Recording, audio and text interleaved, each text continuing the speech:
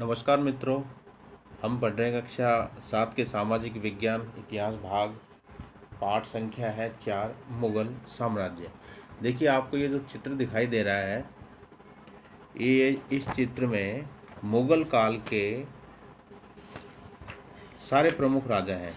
आप इसको ध्यान से देखेंगे तो इसमें तैमूर वंश से प्रारंभ है और उसके बाद इसमें औरंगजेब के जो काल तक जो प्रमुख राजा रहे हैं औरंगजेब सहित उनका वर्णन है। ये देखिए 1702 से 1712 में इस चित्र को बनाया गया था। आपको इस चित्र में सबसे मध्य में जो दिखाई दे रहे हैं ये है तैमूर। तैमूर ने भी भारत पर आक्रमण किया था और तैमूर के वंशज ही ये मुगल हैं। तो ये सबसे बीच में देख रहे हैं ये तैमूर हैं। तैमूर के दाहिनी तरफ ये आपको मीरन शाह दिखाई दे रहे हैं। ये मीरन शाह हैं। ये जो बाबर था, बाबर के लक्कड़ दादा हैं, यानी परदादा के पिता। और इन मीरन शाह के बिल्कुल और नज़दीक बैठे हैं ये हैं अबू शेद। ये बाबर के परदादा हैं। ठीक है, ये बाबर के परदादा हैं और ये बाबर के लक्कड़ दादा हैं मीरन शाह। बीच में तैमूर है ही। और आप इनके तैमूर के बाईं तरफ आएंगे तो ये आपको दिखाई देंगे, ये है सुल्तान मोहम्मद मिर्ज़ा। सुल्तान मोहम्मद मिर्ज़ा ये बाबर के परदादा हैं। ठीक, बाबर के परदादा। और उसके बाद इनके पास में है उमर शेख। ये उमर शेख हैं, ये हैं बाबर के पिता। ये हैं बाबर के पिता। और इनके बाद आप तैमूर के दाहिनी तरफ ये जो तीन क्रम से बैठे हुए हैं इनमें आपको ये जो हैं ये हैं बाबर, जो भारत में मुगल साम्राज्य की सत्ता के संस्थापक रहे हैं। ये बाबर हैं। और बाबर के पास में है अकबर और अकबर के बिल्कुल पास में शाहजहाँ। इसी प्रकार से तैमूर के बाईं तरफ ये जो अंतिम तीन बैठे हैं इनमें ये है हुमायूं। हुमायूं बाबर के पुत्र। और ये हुमायूं के बाद पास में बैठे हैं जहांगीर। ठीक है, और ये बैठे हैं औरंगजेब। इस प्रकार से उस समय तैमूर को अपना आदर्श मानते थे मुगल लोग, क्योंकि तैमूर ने भी भारत पर आक्रमण किया था और भारत के बहुत बड़े हिस्से पर लूट मार भी काफ़ी की थी। तो इस प्रकार से आपने देखा होगा ये चित्र जो है ये मुगल शासकों का चित्र है। उस समय ये सभी जो राजा थे अपने आप तैमूर के साथ ही अपना चित्र बनवाना पसंद करते थे, उनको आदर्श मानते थे। औरंगजेब के बाद भी मुगल काल के शासक रहे 1857 तक। जब तक कि 1857 की क्रांति नहीं हुई तब तक बहादुर शाह जफर द्वितीय अंतिम शासक रहे मुगल के।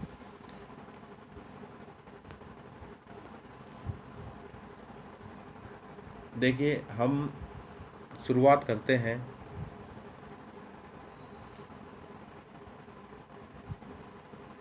मुगल सम्राटों के प्रमुख अभियान और घटनाओं की। इस पर एक सरसरी नज़र डाल लेते हैं। बाबर से प्रारंभ करते हैं क्योंकि मुगल सत्ता की यही संस्थापक रहे हैं भारत में। और इनमें भारत में इनका जो समय रहा है वो है बाबर का 1526 से 1530 तक। बाबर ने 1526 में पानीपत के मैदान में इब्राहिम लोदी व उसके अफगान समर्थकों को हराया। और 1527 में खानुआ के युद्ध में राणा सांगा और राजपूत राजाओं और उनके समर्थकों को हराया। याद रखिए, पानीपत का इसमें 1526 के युद्ध में इब्राहिम लोदी को हराया और 1527 में खानवा के युद्ध में राणा सांगा और उसके समर्थक राजाओं को हराया और 1528 में चंदेरी के युद्ध में राजपूतों को हराया। ठीक है, और उसके बाद उनकी मृत्यु से पहले दिल्ली और आगरा में मुगल नियंत्रण स्थापित हो गया। ये तीन प्रमुख युद्ध लड़े और इसके बाद इनकी मृत्यु हो गई। एग्ज़ाम की दृष्टि से ये जो सन है ये बहुत महत्वपूर्ण है। ज़्यादा भी नहीं तो कम से कम इतना तो याद रखें कि 1526 में युद्ध हुआ बाबर के साथ इब्राहिम लोदी का, बाबर जीता। 1527 में खानवा का युद्ध राणा सांगा के साथ बाबर जीता। यानी राणा सांगा हार गया। चंदेरी का युद्ध हुआ राजपूतों के साथ, बाबर फिर जीत गया। और उसके बाद उनकी 1530 में मृत्यु हो गई। उसके बाद उनके जो पुत्र थे बाबर के, हुमायूं, उन्होंने सत्ता संभाल ली। हुमायूं देखिए 1530 से 1540 और फिर 1555 से 1556, इस प्रकार से दो टुकड़ों में इनका कार्यकाल रहा है भारत में। हुमायूं ने अपने पिता की वसीयत के अनुसार जायदाद का बंटवारा किया। प्रत्येक भाई को एक प्रांत मिला। उसके भाई मिर्जा कामरान की महत्वाकांक्षाओं के कारण हुमायूं अपने अफगान प्रतिद्वंदियों के सामने फीका पड़ गया। शेर खान ने हुमायूं को 2 बार हराया। शेर खान ने हुमायूं को 2 बार हराया। एक तो 1539 में चौसा का युद्ध हुआ था। चौसा का युद्ध हुआ था 1539 में, उसमें हुमायूं को हराया। और फिर 1540 में कन्नौज के युद्ध में भी हुमायूं को हराया शेर खान ने। शेर खान बोले तो शेर शाह सूरी। इन पराजयों ने उसे ईरान की ओर भागने को बाध्य किया। ईरान में हुमायूं ने सफाविद शाह की मदद ली। उसने 1555 में दिल्ली पर पुनः कब्जा कर लिया। ईरान के जो शाह थे, सफाविद शाह जो शासक थे, उसकी मदद ली और 1555 में दिल्ली पर पुनः कब्जा कर लिया। उसके अगले वर्ष इस इमारत में एक दुर्घटना में उनकी मृत्यु हो गई हुमायूं की।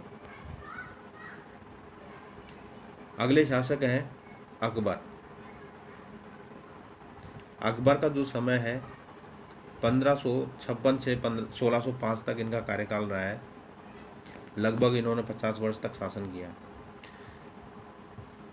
13 वर्ष की अल्पायु में अकबर सम्राट बना। उसके शासन काल को 3 अवधियों में विभाजित किया जा सकता है।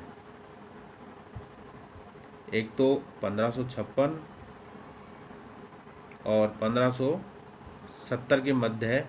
अपने संरक्षक बैराम खां, जो अकबर के संरक्षक थे बैराम खां, और अपने घरेलू कर्मचारियों से स्वतंत्र हो गया। 1556 से 1570 का जो ये काल है, इसमें बैराम खां का बहुत प्रभाव था। इनके बिना वो कार्य कोई नहीं कर पाते थे। बैराम खां भी बहुत प्रभावशाली व्यक्ति रहे, इनके संरक्षक थे। इसके अलावा घरेलू जो कर्मचारी थे, अधिकारी थे, ठीक है। और उसने सूरी और अन्य अफगानों निकटवर्ती राज्यों मालवा, गोंडवाना और अपने सौतेले भाई मिर्ज़ा हाकिम को, ठीक है, मिर्ज़ा हाकिम और उज़्बेकों के विद्रोहों को दबाने के लिए सैन्य अभियान चलाए। 1568 में सिसोदियों की राजधानी चित्तौड़ और 1569 में रणथंभौर पर कब्जा कर लिया। ये इसका प्रथम जो शासनकाल है, प्रथम अवधि का, उसमें है। देखिए अकबर पर क्या था कि जो महल की जो रानियां थी उनका भी बहुत प्रभाव था। चाहे वो उनकी पत्नी हो या उनकी जो माता की उम्र की महिलाएं थी, उनका बहुत प्रभाव रहा।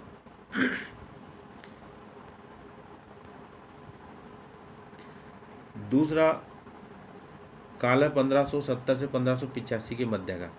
इसमें गुजरात के विरुद्ध सैन्य अभियान किए। इन अभियानों के पश्चात उसने पूर्व में बिहार, बंगाल और उड़ीसा में अभियान चलाए, जिन्हें 1579-80 में मिर्ज़ा हाकिम के पक्ष में हुए विद्रोह ने और जटिल कर दिया। यानी मिर्ज़ा हाकिम के पक्ष में विद्रोह हुआ था, ठीक है। और तीसरा है 1585 से 1605 के मध्य, यानी जब तक उनकी मृत्यु हुई।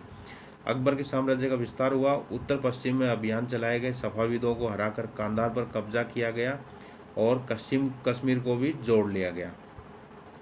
मिर्ज़ा हाकिम की मृत्यु के पश्चात काबुल को भी उसने अपने राज्य में मिला लिया। दक्कन में अभियानों की शुरुआत हुई और बरार, खानदेश और अहमदनगर के कुछ हिस्सों को भी अपने राज्य में मिला लिया। अपने शासन के अंतिम वर्षों में अकबर की सत्ता राजकुमार सलीम के विद्रोह के कारण लड़खड़ाई। यही सलीम आगे चलकर सम्राट जहांगीर कहलाया। यानी काबुल, कंधार से लेकर कश्मीर और फिर इधर बंगाल तक, ठीक है, और दक्षिण में बरार, खानदेश और अहमदनगर तक उसका अकबर का शासन रहा, भारत के बहुत बड़े हिस्से पर।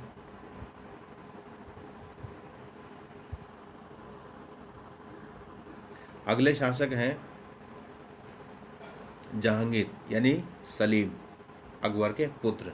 यानी अकबर की जब मृत्यु हुई 1605 में, तब ये सम्राट बने। 1627 तक इनका शासन रहा। जहांगीर ने अकबर के सैन्य अभियानों को आगे बढ़ाया। मेवाड़ के सिसोदिया शासक अमर सिंह ने मुगलों की सेवा स्वीकार की। इसके बाद सिखों, अहोर और अहमदनगर के खिलाफ अभियान चलाए, जो पूर्णतः सफल नहीं हुए। जहांगीर के शासन के अंतिम वर्षों में राजकुमार खुर्रम को, जो बाद में सम्राट शाहजहां कहलाया, ने विद्रोह किया। यानी जहांगीर ने भी अपने पिता के विरुद्ध विद्रोह किया और उधर शाहजहाँ, इनका जो जहांगीर का पुत्र था शाहजहाँ खुर्रम, उसने भी विद्रोह किया। जहांगीर की पत्नी नूरजहाँ ने शाहजहाँ को हाशिए पर धकेलने के प्रयास किए जो असफल रहे। देखिए नूरजहाँ जो थी वो इनकी प्रेयसी थी, बाद में इनकी पत्नी बन गई। उन्होंने 1611 में उससे विवाह किया और बहुत प्रभावशाली महिलाएं रही। जो भारतीय इतिहास का जब हम अध्ययन करेंगे प्रभावशाली महारानियों की जब बात होगी, रानी महारानियों की, तो नूरजहाँ का नाम जरूर आएगा। जहांगीर के बाद उनके पुत्र शाहजहाँ शासक बने और इनका शासनकाल रहा है 1627 से 1658 तक।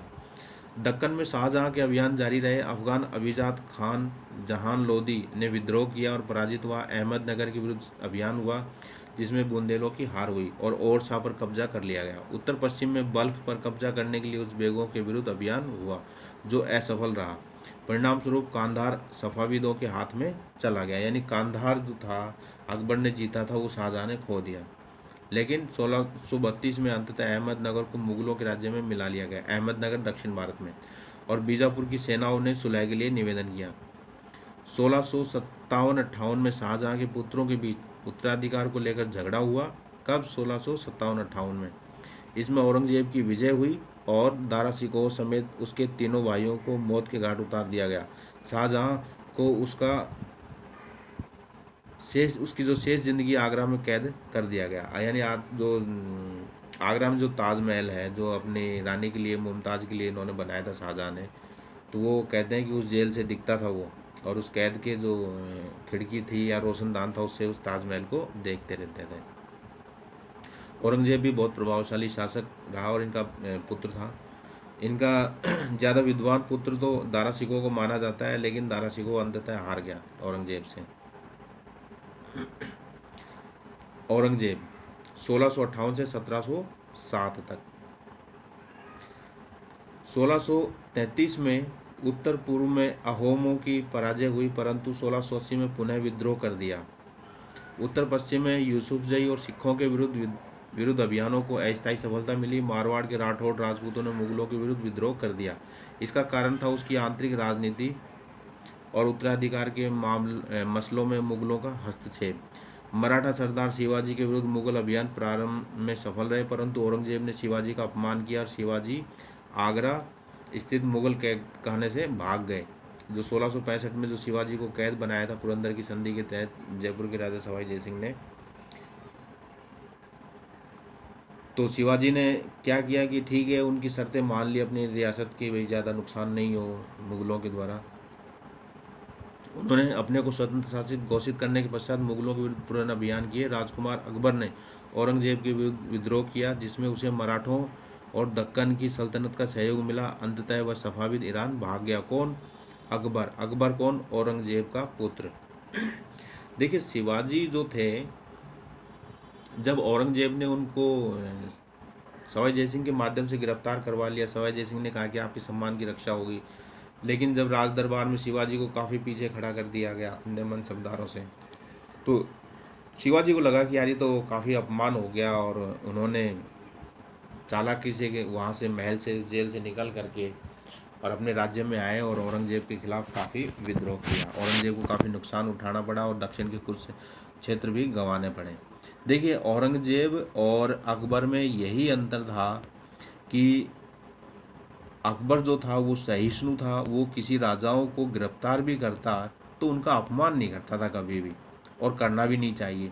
लेकिन औरंगजेब ने उसकी इस नीति के खिलाफ काम किया, यानी लगभग इसका भी 50 वर्ष शासन रहा और अकबर का भी 50 वर्ष शासन रहा, ठीक है। और देखा जाए तो इसका क्षेत्र के हिसाब से इसका काफ़ी बड़ा क्षेत्र रहा, लेकिन जो अकबर का प्रभाव रहा और जो मुगल सत्ता वास्तविक जो स्थापना है वो अकबर ने की। बहुत प्रभावशाली शासक रहे हैं। जब भारतीय इतिहास में महान शासकों की बात होती है तो अकबर का नाम जरूर आता है। अकबर के विद्रोह के पश्चात औरंगजेब ने दक्कन के शासकों के विरुद्ध सेनाएं भेजी। 1685 में बीजापुर और 1687 में गोलकुंडा को मुगलों ने अपने राज्य में मिला लिया। 1698 में औरंगजेब ने दक्कन में मराठों जो छापामार पद्धति का उपयोग कर रहे थे के विरुद्ध अभियान का प्रबंध जो उसने स्वयं किया। औरंगजेब को उत्तर भारत में सिखों, जाटों, सतनामियों और उत्तर पूर्व में अहोमों और दक्कन के मराठों के विद्रोह का सामना करना पड़ा। उसकी मृत्यु के पश्चात उत्तराधिकार के लिए युद्ध फिर शुरू हो गए। यानी औरंगजेब जो था दक्षिण भारत में इसने सत्ता काफ़ी प्रभावी रूप से स्थापित की थी और इसका जो अधिकांश जो शासनकाल का जो समय है वो दक्षिण भारत में ही बीता था। और जो इसका पुत्र था वो इसके लिए बहुत ही बड़े वो नासुर बन गया था, जो अकबर था, क्योंकि वो शिवाजी की शरण में चला गया था। देखिए हम कुछ ब्लड पॉइंट को भी कर लेते हैं। मुगल कौन थे? मुगल दो महान शासक वंशों के वंशज थे। माता की ओर से वे मंगोल शासक चंगेज खान, ध्यान दीजिएगा, माता की ओर से चंगेज खान जो चीन व मध्य एशिया के कुछ भागों पर राज करता था। पिता की ओर से वे ईरान, इराक एवं वर्तमान तुर्की के शासक तैमूर, उनकी मृत्यु हुई थी 1404 में, के वंशज थे। परंतु मुगल अपने को मुगल या मंगोल कहलवाना पसंद नहीं करते थे। क्यों? क्योंकि वे चंगेज खान से जुड़ी स्मृतियों, सैकड़ों व्यक्तियों के नरसंहार से संबंधित थी। मुगल तैमूर के वंशज होने पर गर्व का अनुभव करते थे, ज़्यादा इसलिए क्योंकि उनके इस महान पूर्वज ने 1398 में दिल्ली पर कब्जा कर लिया था। किसने? तैमूर ने। और मुगल जो शासक थे अपने आप को माता की ओर से वंशज यानी चंगेज खां के थोड़े वो नफरत से यूँ करते थे। वो चंगेज़ खां का जो रुतबा था उस समय वो बहुत ही क्रूर शासक का था, बहुत ही ज़्यादा क्रूर शासक का था। और चंगेज़ खान का भी काफ़ी प्रभाव आपने देखा होगा चीन के नक्शे में, चीन और रशिया के बीच में, चीन और रशिया के बीच में, ये रशिया हो गया और ये चीन हो गया, तो इसके बीच में ये मंगोल है, मंगोलिया। तो ये मंगोलिया, इस क्षेत्र के ये शासक थे चंगेज़ खां और इन्होंने मध्य एशिया के काफ़ी बड़े क्षेत्र पर अधिकार किया और शासन किया।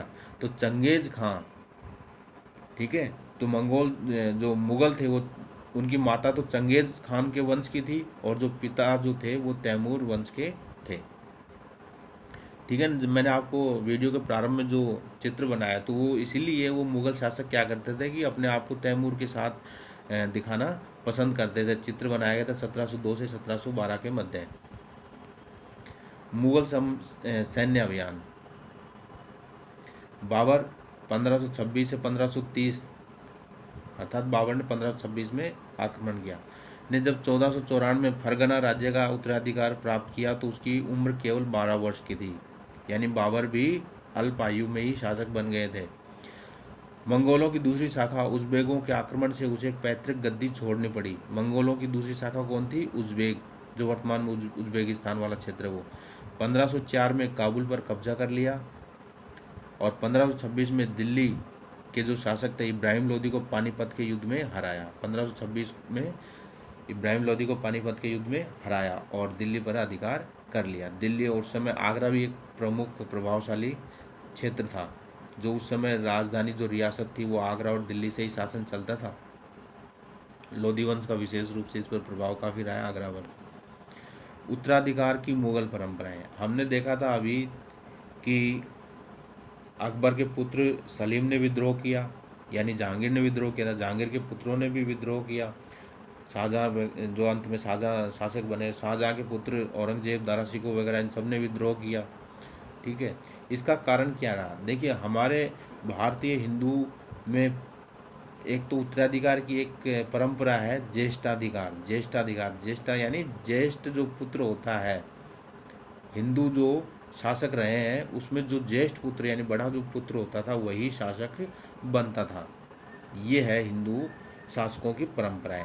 लेकिन जो मुगल थे, और मुगलों में क्या परंपरा थी? मुगलों में जो परंपरा थी शासन की वो थी सहदायाद। शासकों की कौन सी परंपरा थी? सहदायाद। शब्द याद रखिए, सहदायाद।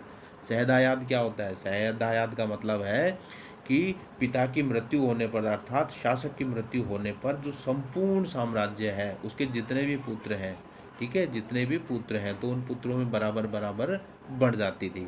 इस परंपरा को बोलते थे मुगल शहदायाद। आपको ध्यान होगा कि हुमायूं ने भी अपने भाइयों में बराबर संपत्ति का बंटवारा किया था। मनसबदार और जागीरदार। मुगलों की सेवा में आने वाले जो नौकरशाह जो थे वो मनसबदार कहलाए। यह मुगलों द्वारा चलाई गई श्रेणी व्यवस्था थी, यानी कैटेगरी थी। सबसे बड़े, फिर उससे छोटे, इस प्रकार से ये मनसबदार व्यवस्था एक श्रेणीबद्ध व्यवस्था थी। इसके जरिए पद, वेतन और सैनिक उत्तरदायित्व, ये तीन चीजें निर्धारित की जाती थी। पद, वेतन और सैनिक उत्तरदायित्व मनसबदार के माध्यम से ये श्रेणी व्यवस्था थी। पद और वेतन का निर्धारण जात की संख्या पर निर्भर करता था। पद और वेतन का निर्धारण किस पर निर्भर करता था? जात की संख्या पर। सैन्य उत्तरदायित्व मनसबदारों को सौंपे जाते थे। ये अपने सवारों को निरीक्षण के लिए लाते थे, घोड़ों को दगवाते थे, पंजीकरण करवाते थे। इसके बाद ही सैनिकों को देने के लिए वेतन मिलता था। यानी उनके जो सैनिक वगैरह थे उसके आधार पर ही उनका वेतन निर्धारित होता था, कितने सैनिक है, कितने घुड़सवार हैं। जात की श्रेणियां। 5000 जात वाले अभिजातों का दर्जा 1000 जात वालों से ऊंचा था। यानी सबसे ऊंचे 5000, उसके बाद 1000, हालांकि 7000 का भी दर्जा था, 6000 का भी दर्जा था। ये श्रेणियां थी जातों की। ठीक है, तो 5000 मनसबदार, 5000 अभिजात वाला मनसबदार, ठीक है, 1000 अभिजात वाला मनसबदार। तो ये श्रेणियां थी जात की। अकबर के शासन में 500 जात वाले 29 मनसबदार थे। ध्यान दीजिए, अकबर के शासन में 500 नहीं है, 5000 जात वाले 29 मनसबदार थे। 5000 जात वाले कितने मनसबदार थे? 29। हालांकि 5000 से ज़्यादा के भी थे। औरंगजेब के काल में 79 थे, 79 थे। तो ज़्यादा किसके समय थे मनसबदार? औरंगजेब के समय। ज़्यादा का मतलब क्या हुआ कि जो राज कार्य में जो खर्चा है, वेतन है, वो इत्यादि बढ़ गया था औरंगजेब के समय। अकबर के समय कम था।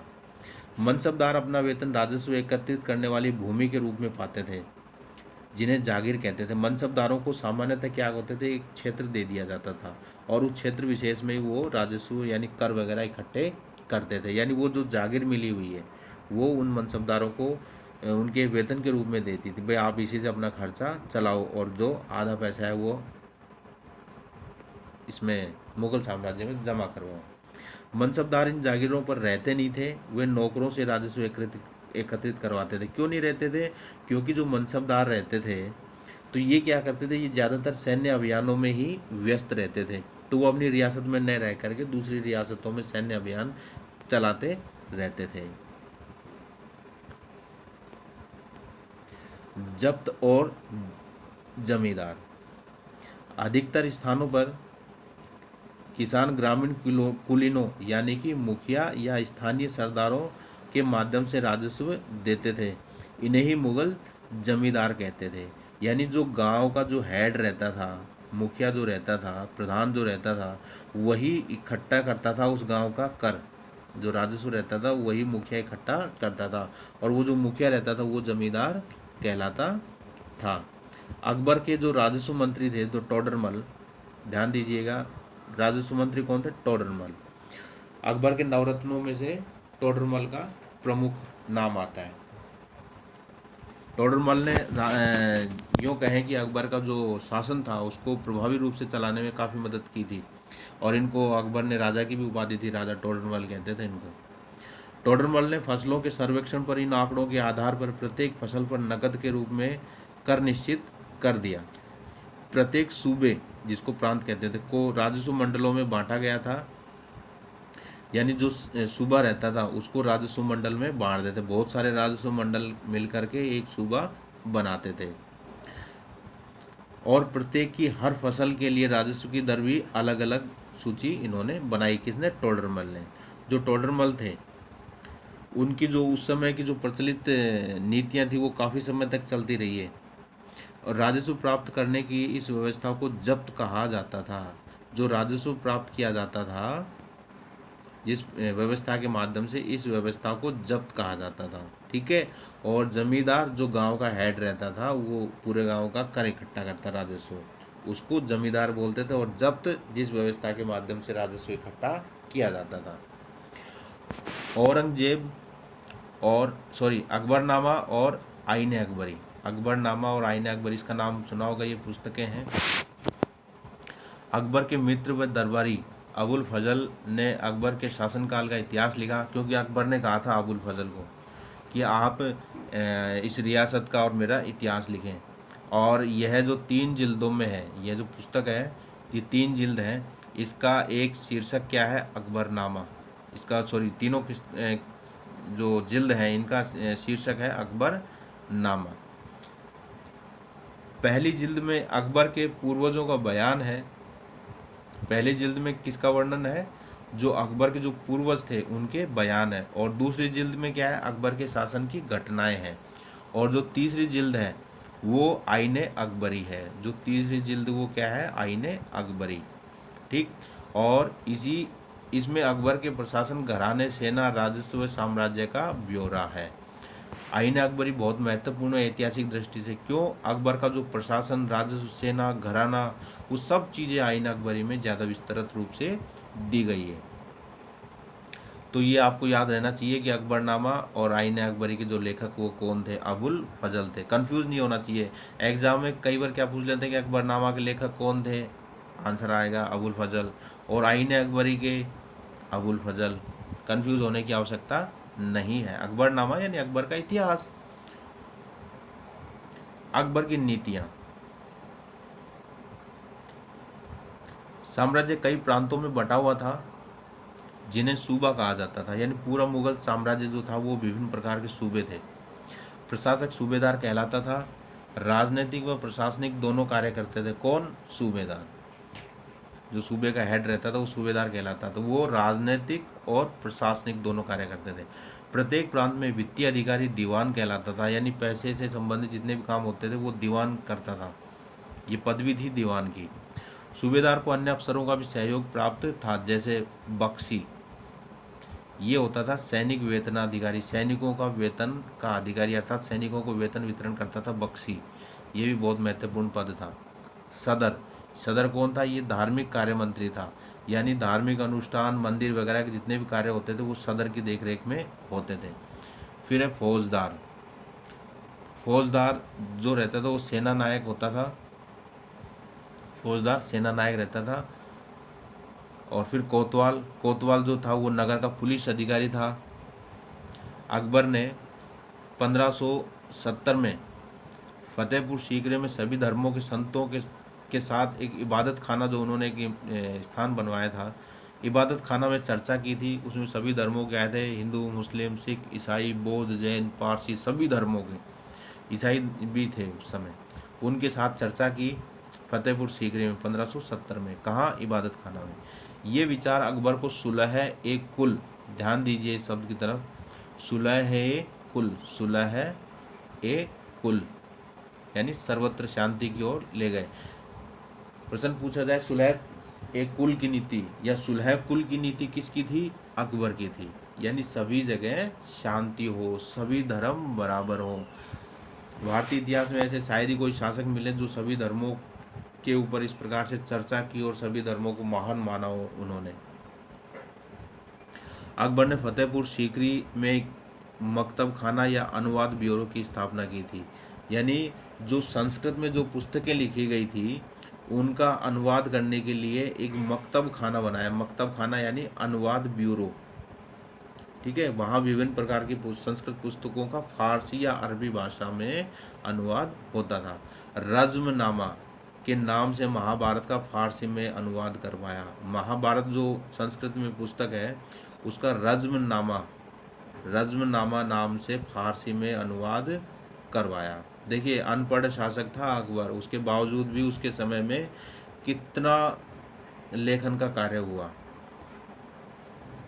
नूरजहां, इस पाठ में एक छोटा सा पॉइंट भी दिया हुआ है नूरजहां का। नूरजहां, मेहरुन्निसा ने 1611 में जहांगीर से विवाह किया। मेहरुन्निसा बोले तो नूरजहां। इनका जो प्रारंभ का जो मूल नाम था वो मेहरुन्निसा था, लेकिन जहांगीर से विवाह के बाद इनका नाम नूरजहां हो गया। ठीक है। 1611 में जहांगीर से विवाह किया। उसे नूरजहाँ का खिताब मिला विवाह के बाद। उसके सम्मान में जहांगीर ने चांदी के सिक्के चलाए, ठीक है। और चांदी के सिक्कों पर एक तरफ तो नूरजहाँ का जो नूरजहाँ के बारे में लिखा गया कि ये भारत की प्रमुख 5 शाह बेगम है ना। नूरजहाँ जहांगीर के प्रति अत्यधिक वफादार रही।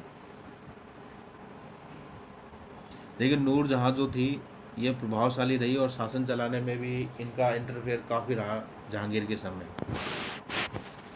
वैसे एक चीज़ और बता दूं आपको, जो आप इत्र वगैरह कभी काम में लेते हैं, इत्र का जो आविष्कार है बहुत सी जगह लिखा रहता है कि नूरजहाँ ने इत्र का आविष्कार किया था, लेकिन जो इनकी माँ थी ना नूरजहाँ की, उन्होंने इत्र का आविष्कार किया था। जो आज हम इत्र यूज़ करते हैं ये इन्हीं की देन है, इनकी माँ की।